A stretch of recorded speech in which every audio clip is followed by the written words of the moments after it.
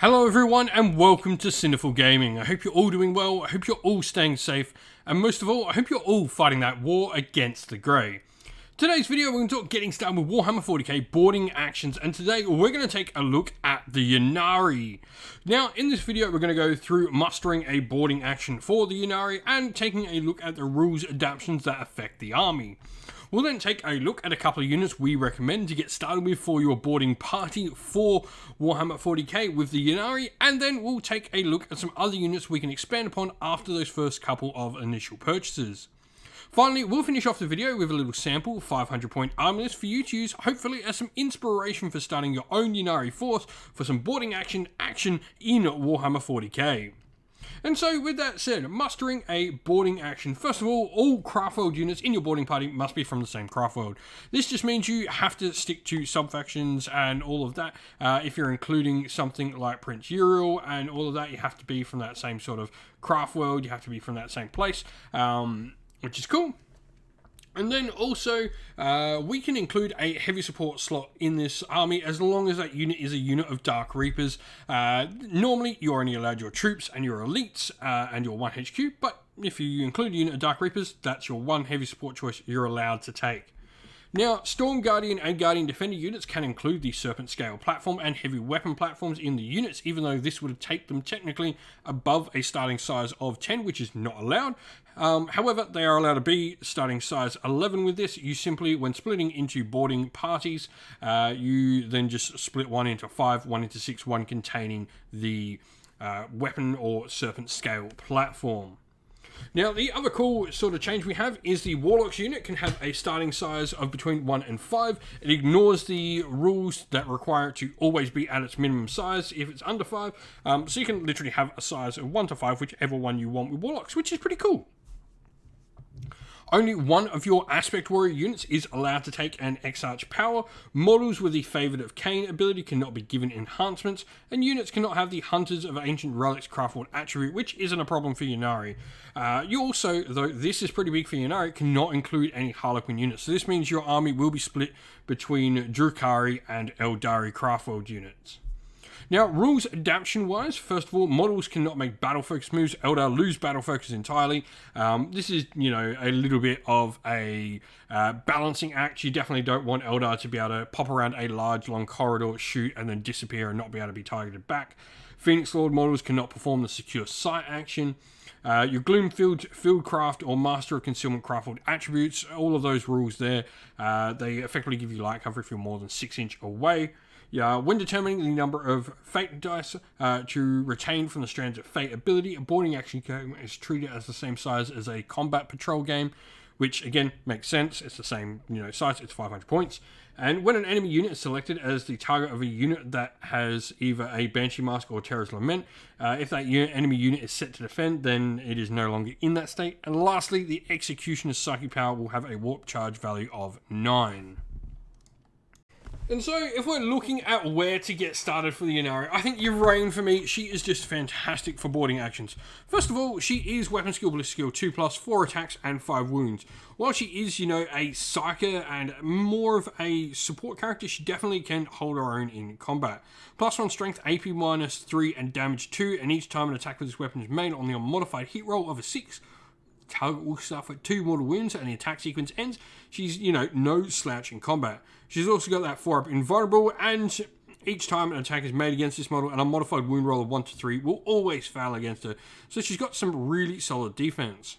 Her Herald over your net ability, each time an Eldari model within 6 inches of this model is destroyed, you roll a d6. On a 4+, this model will regain 1 lost wound.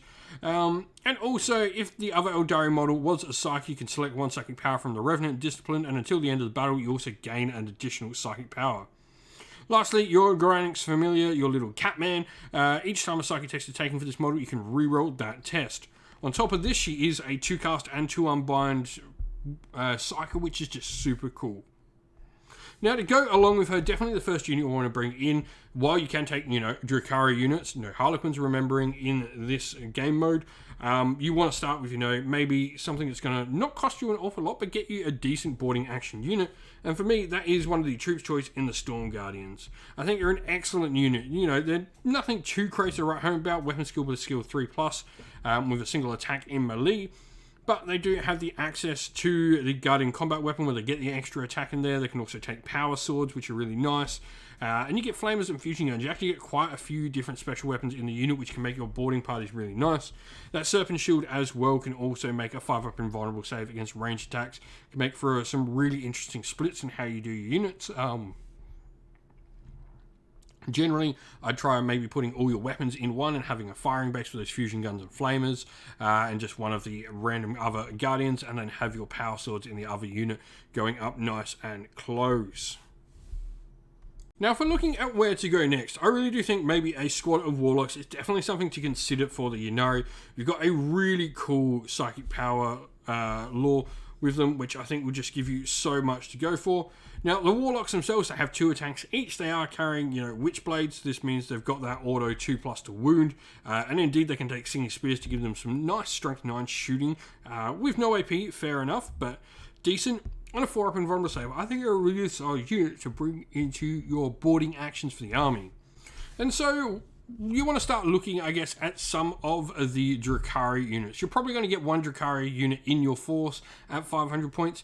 And the first one of these to look at, I think, is the Witches. They're a really fun combat unit with a wide variety of different weapons that, can make for some really interesting boarding parties. Normally, units with all these different weapon options can be a pain to roll in larger games, but in boarding actions where you got less models on the table, they really can be quite fun.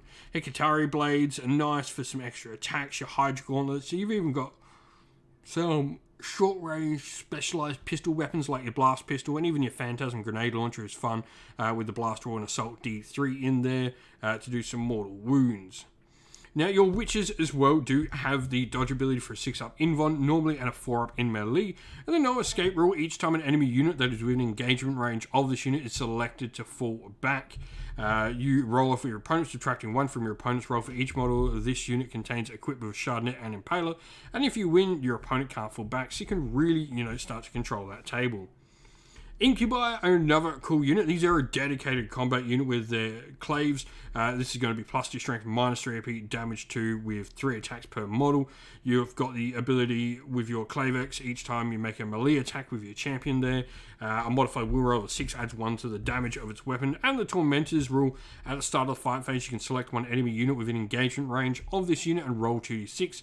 If the result is greater than their leadership, that unit is not eligible to fight in the fight phase until all other units have fought. So you can give the Always Strikes Last effectively to your opponent's units. Now, the last one to talk about is the other troops choice available to us, which is the Kabbalite Warriors.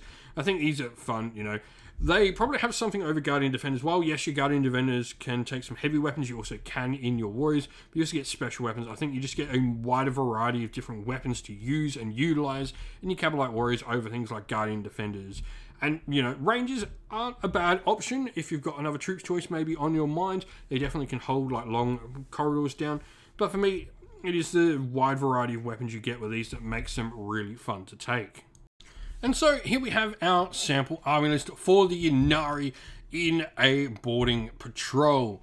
So obviously Yvraine is going to lead our force, and she's gone for 2 psychic powers here, Ancestor's Grace and Word of the Phoenix. Word of the Phoenix allows you to return models to units. This is particularly good for something like your Witches or even that Warlock unit we've got in the force. Ancestor's Grace is a nice defensive psychic power we can have to give some invulns out. Now, troops-wise, we've got a unit of Storm Guardians tooled up to the 9s, 2 Power Swords, 2 Eldar Flamers, and 2 Fusion Guns in there. The Witches, once again, tooled up to the 9s, and, the combat drugs, I love playing with a random 2. I think it's the funnest way to do them, but certainly you can choose to pick one if there's one particular one you want. A Hecatrix with Agonizer, Blast Pistol, and a Phantasm Grenade Launcher, completely tooled up. Then we do have the Hydra Gauntlets, Razor Flails, and Shardnet and Impaler in there as well. Now, lastly, we've got an elite choice of 3 Warlocks. We've got 2 Singing Spears in there, giving us an extra bit of shooting. Had 10 points left over, so why not get some Singing Spears to get that shooting in there? But This is 500 points on the nose, 22 power level. If you've got some ideas, if you've played with Ynnari in your boarding actions so far, I'd love to hear how you've gone. I'd love to hear what you've been doing with them, what your plans are. I think they're a super fun faction to play with, and they've got some really interesting sort of mixes of troops they can take inside a boarding action. And so that's the end of the video. Thank you all for watching. If you enjoyed it, please don't forget to leave a like and subscribe. And if you did enjoy the video and you want to say something, leave us a comment down below and let us know what you thought. If you'd like to come chat more with me and other members of our great little community here at Cinderfall Gaming, we have a Discord server linked down in the video's description. Also down there in the video's description are the best ways to help support the channel if you'd like to do so. You can either grab yourself some merch via our Teespring or Ko-fi stores, which are linked down there, or our Patreon and YouTube members where you can help support the channel, get yourself a shout out, and indeed if you're a YouTube member as well, get yourself some cool emotes to use in our live discussions or indeed on your comments on YouTube. As a special thank you to all our Patreon and YouTube members, we'd like to give you all a shout out. So thank you to our Patreons, Christian Weir, Soren, Kenny Lowe, Outer Shot First, Andrew Bowen, The Rising 8, Q Dynamic, Anthony B, JJ Austrian, Average Wargamer, Domir, Mark Harvey, James Cater, Benjamin Swallows, Red Martin, Iron Grinch, Nicholas Conomos, Colorblind Magic, and Daniel Etherington. And to our YouTube members, Green Roots Gaming, Ronya, Lock Lorick, The Johnny84, David Ellsworth, Wolfric Nick, Broken Chef, Ariane Edwards, Revenar, Pink Nico Fire, Robin Mankiller, Monty's Tabletop Terrain, John Castle, Davis Weir, James South, James Tillman, and Dylan Areno. And lastly, a special thanks to Lady Witchfox Art, who does all the amazing artwork you see here for the channel, and to everyone who helps run our Discord server, all our mods, you're fantastic, and everyone who makes it a great place in there as well, and indeed to everyone who helps come and do the battle reports, and to all our sponsors on the channel as well. Thank you all once again for watching, everyone. Stay safe, stay well, and most of all, keep fighting that war against the Grey. Ciao for now.